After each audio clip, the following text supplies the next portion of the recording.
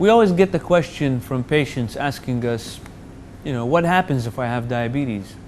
Most people with type 2 diabetes may not even feel that there's a particular issue with having diabetes unless they have too high of a level or too low a level, which usually presents as an emergency.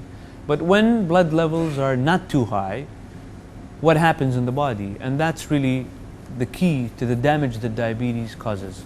So diabetes causes multiple complications to various organs in the body.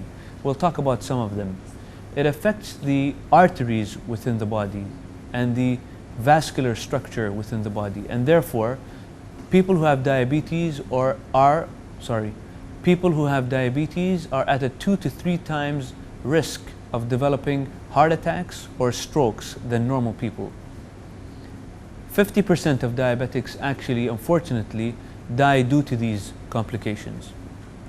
In addition to this, diabetes causes damage to the kidneys long term, and usually people with diabetes develop hypertension later when these complications kick in. Ultimately, unfortunately, when the kidney complications develop, some people with diabetes could need dialysis or kidney transplants.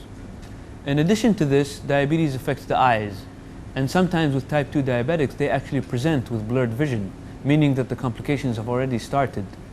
Now, prevention of these issues with the eye is pretty simple with routine and regular, at least once a year, screening of the eye. Ultimately, diabetes could actually cause preventable blindness, and that's why screening of the eye regularly is very important. Foot complications are also quite common with people with diabetes.